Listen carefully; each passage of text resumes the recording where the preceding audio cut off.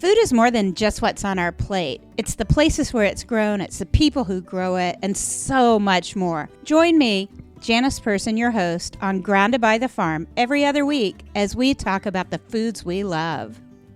All right, here we are, another episode in the holiday series for 2020. And I'm so excited to be talking to a turkey farmer in Minnesota, of all places. We talked back in September because, as you can imagine, with so many of us looking to get our Thanksgivings underway, he is pretty darn busy these days. Not only does John Peterson and his family have Ferndale Farm, but they operate Ferndale Market, which enables people to go in and buy products directly from their farm and from some others in their community. So it's a pretty neat setup they have going on. I really love how he talks through the season, starting with chicks and talking about how they choose to raise the turkeys they have on the farm. But I also appreciate that he is willing to talk about some of the things around food safety and different things on tips for people who may not have cooked their turkeys themselves this year, with some of us taking smaller holidays than in the past. I think maybe his tips will be especially helpful for some of us. All right, here we go with John Peterson. Yeah, well, you're exactly right. If we had attempted to do this any closer to Thanksgiving, I might have missed the call in here.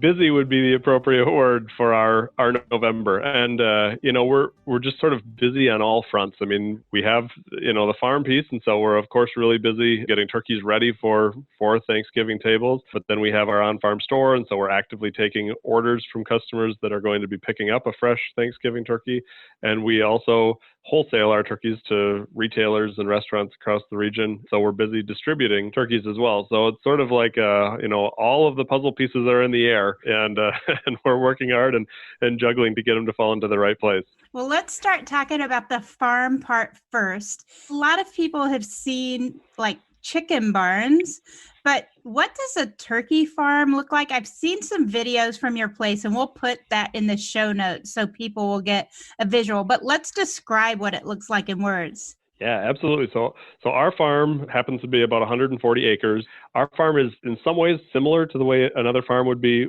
set up in terms of how turkeys flow through our farm, and we'll talk about that. But probably the biggest visual point of difference is that our turkeys are grown free range. So they spend at least the second half of their life completely outdoors. So I'll first talk about the parts that would be similar. All turkeys probably anywhere would start out in a brooder barn, where they'll spend about the first month of their life in a really warm, clean barn. We're doing a lot of hand feeding, hand watering to keep them comfortable and make sure that all those really immediate needs are satisfied. And then when they're about a month or so old, we move them into more of a transitionary type barn, where they'll start to have outdoor access, and they're, a little bit more self-sufficient at that age, and certainly more able to withstand temperature variation and things like that. And so those pieces would be pretty similar on any type of a turkey farm. The piece that comes next for us is that during the nicer weather, our birds would be then moved out to a range, to a pasture, where they would then spend the rest of their life and move through that range pasture about every week or so onto fresh grass. You said you start with a brooder barn. So does that mean you guys get a lot of young turkeys delivered from like a hatchery or something? It does, and that's a great question, Janice, because we used to hatch our own turkeys. In fact, I mentioned that we've been on our farm for 81 years, and so of course the first portion of that was my grandfather who got our farm started, and his real love was hatching baby turkeys, sort of the science of of a hen laying an egg and then incubating that egg into a healthy turkey. A poult is the term for a baby turkey. About 13 years ago, stopped hatching our own. It was just an incredibly labor-intensive piece of the farm because we had to be picking eggs every hour. Those hens were laying lots of eggs, and we were picking them and bringing them to the incubator. I sometimes say that I spent most of my time growing up picking turkey eggs off of nests. We got out of that about 13 years ago, and now you're correct. We source all of our poults within a day of their hatching. They peck their way out of the egg, and within a day they arrive on our farm, and they are custom hatched for us. So they arrive on the farm, and we take it from there.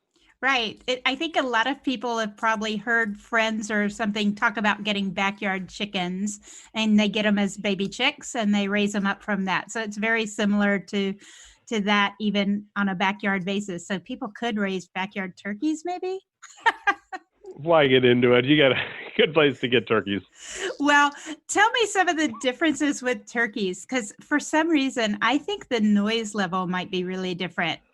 Yeah, so this is a funny thing. I've spent my whole life around turkeys and really not around any other poultry or fowl species. So I don't actually have a very good comparison. People oftentimes ask me, how turkeys compare to chickens. And one of the funny things growing up, on a commercial turkey farm is that, we were always taught to stay away from other birds because they could be carriers of something that could get into a flock of turkeys. I don't know quite how they compare, but I do know turkeys can make a lot of noise. You're right. You're right about that, Janice. And turkeys are so curious. I think that's really the defining personality trait for turkeys. They're just incredibly curious. When we are in a flock of turkeys, they're always excited to see us and curious to know what we're up to and, generally following us around. And oftentimes that includes a lot of noise making. My niece wanted to know, the turkeys that we're buying, are they all male or all female or a combination of those things? Or, we all see the turkeys as having that nice, beautiful tail to show off. Yeah. Your niece has a great question here.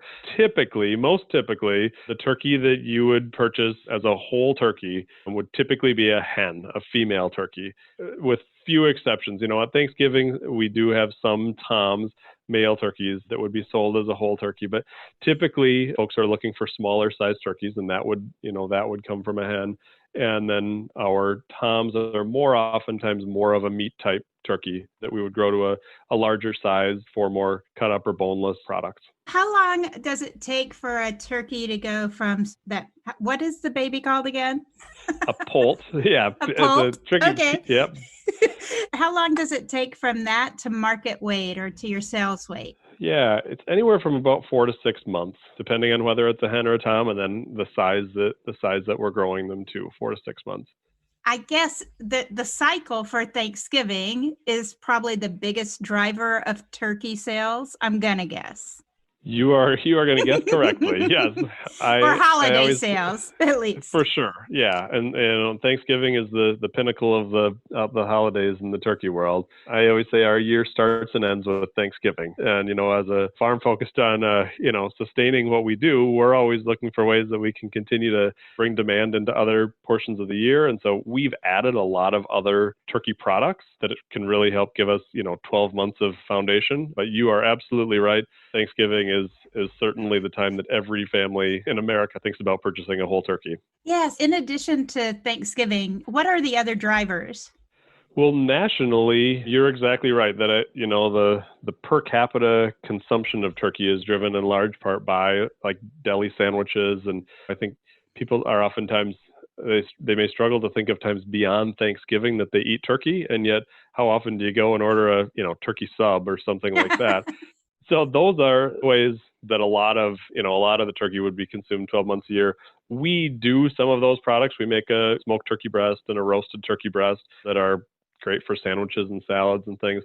But we've also tried to do things like turkey snack sticks and turkey hot dogs, items like that are really good for families on the go, for kind of that convenience that folks are looking for in food today. I think turkey has a good kind of nutritional outline, right? I mean, people talk about it making you sleepy a lot of the times, like that's the biggest thing about turkey, but really it's a good lean protein. Absolutely. Yeah. For sure, that is one of turkey's real strengths. And it subs in for other proteins awfully well.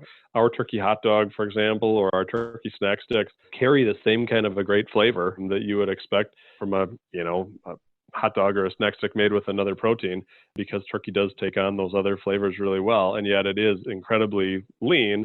I do just have to say on that, the notion that turkey makes everybody sleepy, turkey does contain tryptophan, but people never seem to realize that they also, ingested 2 pounds of potatoes and,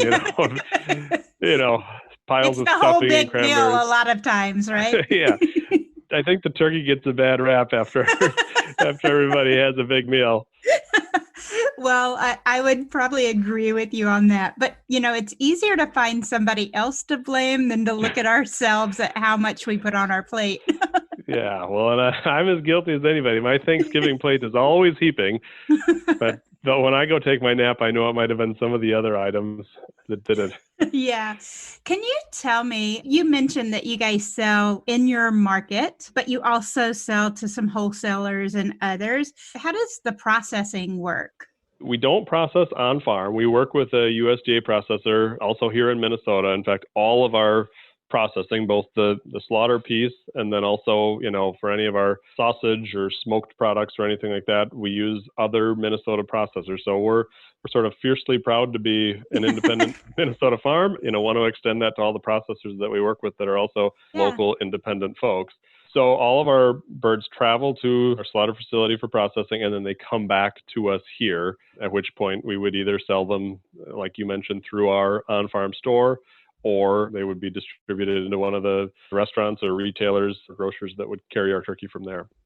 One of the things that processing got a little bit of attention last year is on the TikTok videos and everything, where like moms were getting their sons to pull the things that come in the cavity of the turkey out. Yeah, I'm sure you saw some of those videos. I hate to admit, I think I missed them actually. Pulling, I'm assuming the giblet pack out of the cavity? Yes, but it doesn't necessarily look like that to a young guy who's, seeing something pulled out. And it was really pretty terrifying for quite a few people last year, but it's also hysterical for people who know what's going on. I guess when it comes to eating the birds and stuff, besides taking that out before you start cooking it, right? And decide what you want to do with it. I mean, my mom uses all that stuff for dressing and things like that. But what other things should people think about as they're kind of getting ready to fix their turkey? Yeah, well, the question that we probably answer most frequently, and we'll do so again over the next couple of months, is trying to determine a size. There are so many cuts of meat that are similarly sized that, I don't think consumers are always familiar with this process. But I mean, a turkey, there can be such a tremendous range of sizes. Our smallest turkeys are typically about 10 pounds or so dressed, and our biggest turkeys will be close to 25 pounds or so dressed. So it's a significant difference, and of course depends completely on how many folks you're going to have at the table and what you'd like for leftovers and what you plan to do with those leftovers. So that is definitely one of the most frequently asked questions for us this time of year is, how big of a bird do I need? And we typically suggest 1 pound to 1.5 pounds per person. Okay. And there are always folks that are leftover lovers, and I would include myself in that camp. If you err on the high side, you just treat yourself to even more leftovers. But if you're hosting a small gathering of 2 or 3, you probably don't need that 25-pound turkey. And we work through that with folks every Thanksgiving, trying to pair them with the perfect bird for their gathering. Yeah, that is quite an issue. The other one my family has is we love fried turkeys. And like the fryer, you can only put such a size bird down in it and really get good cover with all the peanut oil, right? Yeah. So you get that nice crispy, and we do a lot of things with like Cajun seasoning and stuff. Yeah. Steve does an amazing job on our turkeys that we fry, but we also bake them. So how does your family make turkey? Well, we've probably tried most of the different options under the sun over the years. Thinking of Thanksgiving Day, we oftentimes will grill our turkey. Really? Because it creates extra oven space. It's sort of throw it on the grill and forget about it for a few hours, and you can use your oven for everything else. But, you mentioned deep frying a turkey. This gets to one of the other questions that we're so oftentimes asked at Thanksgiving. How do I guarantee a good turkey? Do I fry it? Do I brine it? Do I baste it? Do I cook it in a bag? So hard to figure it out. There are so many options. And, we've always tried to be really careful not to be too prescriptive about it, because every family has their own tradition. Clearly they must be working if they've maintained themselves as a tradition. So we always say that if you pick a good turkey and make sure not to overcook it, have a good meat thermometer, cook it to 165, pull it out, let those natural juices reabsorb before you carve right into it. Regardless of which of those cooking or roasting options or grilling options you choose, you should be able to have a really delicious Thanksgiving turkey to gather around. Nice. I like the way you're playing that diplomat. We need more Oh, diplomacy in the world these days instead of divisive language. So that was really good. yeah. I assume you sell a lot of your turkeys fresh. Do you also sell frozen? And how do you kind of go about deciding as a consumer whether you want to try and buy a fresh one or a frozen one? That's another great question, and another one that we field this time of year. And you're exactly right. We offer both fresh and frozen. The only difference between the two is that the frozen birds were harvested a little bit earlier. For us, that gives us a little bit more flexibility that we're able to get those turkeys out into our own Mhm. store and into the broader marketplace a little bit earlier, which is both a service for folks who are gathering early, or sometimes folks who are traveling a long distance would prefer to have a frozen turkey rather than a fresh turkey. But really all of the other attributes are going to be the same. But we do say that a fresh turkey, you're going to be able to have the luxury of getting it just a day or two before Thanksgiving. You're not going to have to tie up the shelf in your fridge to thaw it for, gosh, I mean, some of them could take a week. I mean, if you have a Yeah. 20-pound turkey, it could take a week to fully thaw it. So there's certainly a convenience factor with fresh Hmm. turkeys. And because they were never frozen, they do roast a little bit faster. I oftentimes caution people when they're picking up a turkey at our on-farm store that a fresh turkey will roast just a touch quicker because that core was never as cold.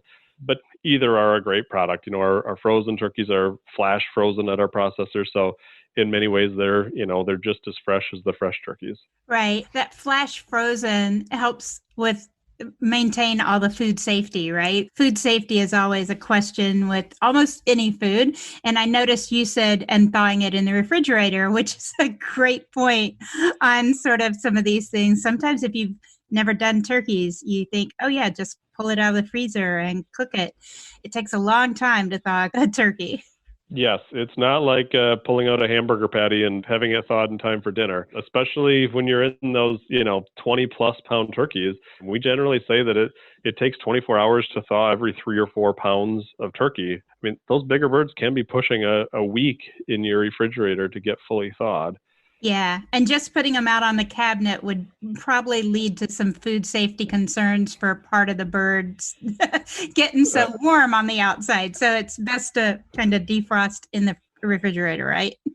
it makes me want to cover my ears to hear you say putting them out on the countertop.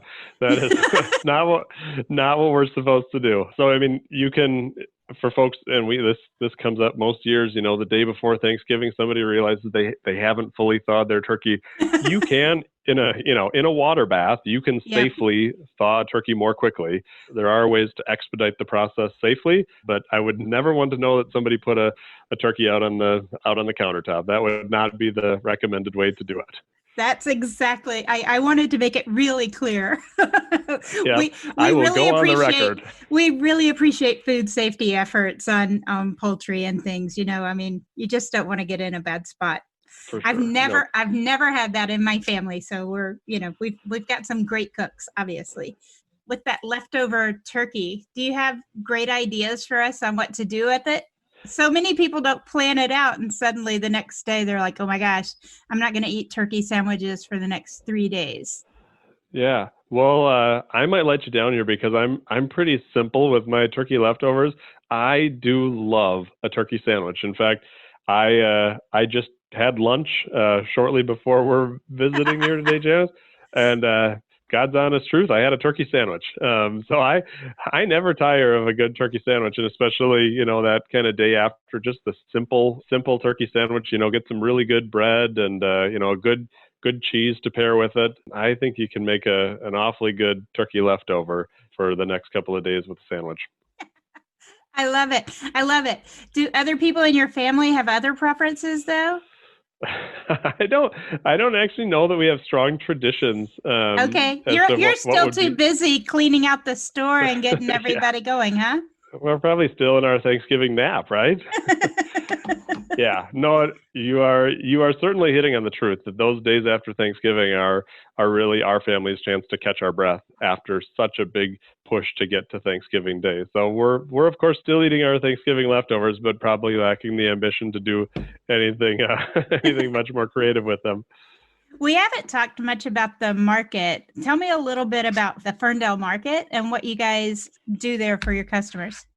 Yeah, for sure. I should probably start by telling you where the Ferndale name comes from. Perfect. So I mentioned that our farm was started by my grandfather, and his name was Dale Peterson, and he wanted to find a farm that was well suited for growing turkeys outdoors. Which, ironically, just as a sidebar here, ironically that would have been the way all turkeys would have been grown when he got started. Right. The way we're growing turkeys today is really nothing novel or new.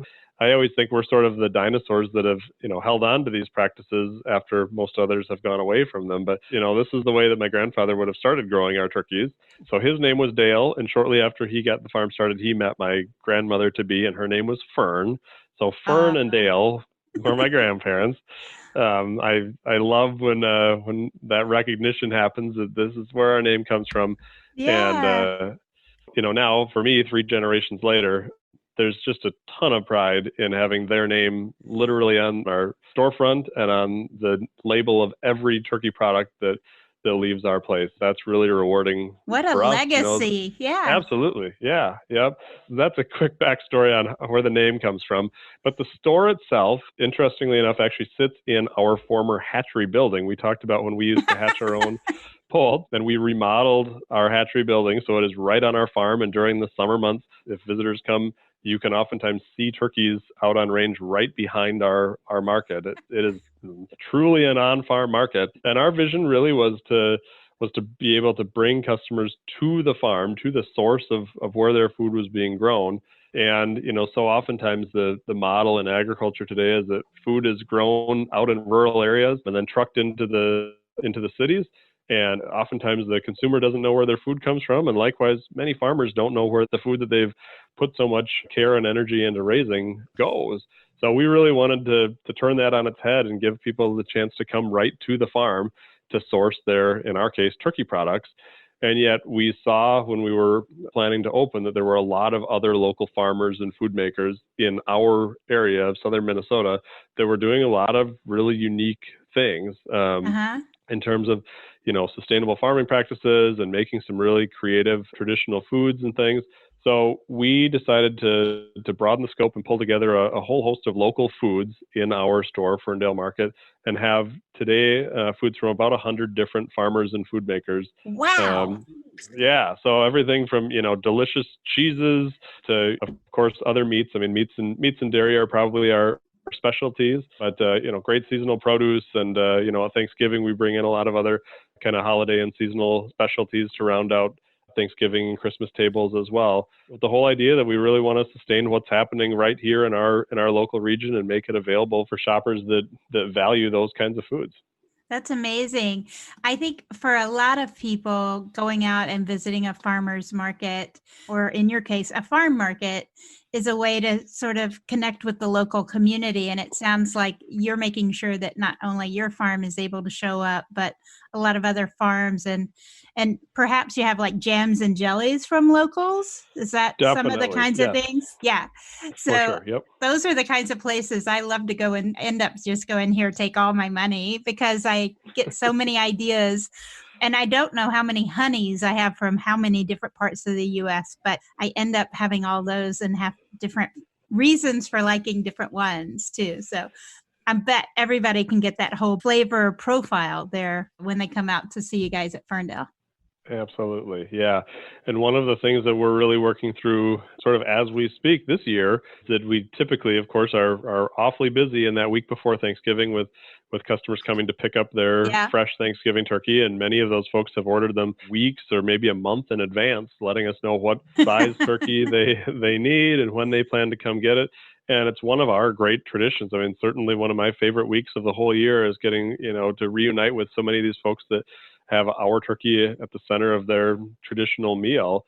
And yet this year we're kind of having to reinvent how that works Oh, in the yeah. era of social distancing. We're kind of reimagining it as a curbside pickup for all of these Thanksgiving turkeys to get into the right car and ultimately onto the right table.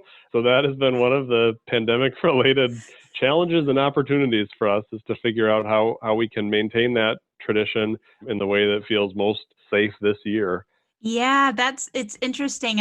Luckily, you're at least able to learn from some restaurants and other retailers that have been trying to do a good bit of that this summer. And I'm sure you guys started some of it this summer. Your busy season is really going to be the crunch time. So hopefully you have some extra family members who are going to be able to lend a hand. Yeah, we're going to be looking through the local phone book for extra hands, I think. Yeah, well, it'll be an all hands on deck kind of event. And you're right, we did we did start planning early and have learned a lot from, plenty of the restaurants that carry our turkey have kind of, walked us through, how they've been able to persist through this. And it's such an important time of year for us that we knew we had to figure out how to adapt to the times and make this happen both for our sake and for the sake of all of our customers that value the tradition. Exactly, exactly. Can you tell me? You said people can come up and they'll see the birds around the store and your flock is raised outside. Can you tell me, do birds typically have a standard height? When they come in all together at the same time, do turkeys tend to really vary their diets? You mentioned hens differ from the toms. How much variability do you get there if you've got people looking for a 10-pound bird and a 20-pound bird? I get the hen and the tom difference, but how are all Yeah. those other variables put in there? Yeah, that's a great question. And I think it's one of those pulling back the curtain kinds of things that a lot of the customers don't think about. How did all of these different sizes just appear here in the grocery store? But it actually takes multiple flocks where we're starting poults on separate days, starting weeks apart to be able to achieve all of those different sizes. So, we'll sort of have, an earlier flock and then a flock that starts a couple weeks later and then a couple weeks after that. And then the mix of hens and toms to be able to cover all of those sizes, because ideally a flock when they're at a market weight are pretty consistently sized. Yeah. Of course there's always natural variability, like you'd expect with anything. They're going to hug fairly close to an average size, and so it does take staggered flocks to be able to hit all of those different sizes that we need. And I assume you're feeding them a lot of locally grown grain and things along that line, but they also get to eat whatever they find outside, right? Exactly. Yep. Yeah. So our staple diet is similar to, what most other turkeys would be fed. It's a mix of corn and soybean meal. When they're out on pasture, like I mentioned earlier, turkeys are curious, and so they'll eat all kinds of things that they can get their beak on. Certainly they'll pick at grasses and insects and all of those things. When they're outdoors, they can kind of self-select what else they'd like to find. We've heard a lot about different things in poultry with chickens doing, kind of caged individual cages and things like that, because sometimes chickens can be really aggressive. Do you have similar issues occasionally in turkeys? They certainly do have some sort of a hierarchy or a pecking order, as we'd all Hmm. call it in the world of poultry. I oftentimes wish I was smart enough to understand, who's the top turkey and how how is that established. I mean, it would be fairly rare that they would be really aggressively, overtly aggressive to one another, but it does happen. Most of the time, I think they sort of work it out amongst themselves, and we don't know who the top turkey is, but somehow they know. But they usually play nice when they're outside or They in the do pretty barns for the typically most play part. nice. Yeah. Yeah. Great. John, could you tell me who else in the family is involved? Because I think when I sent an email, I actually got your sister first.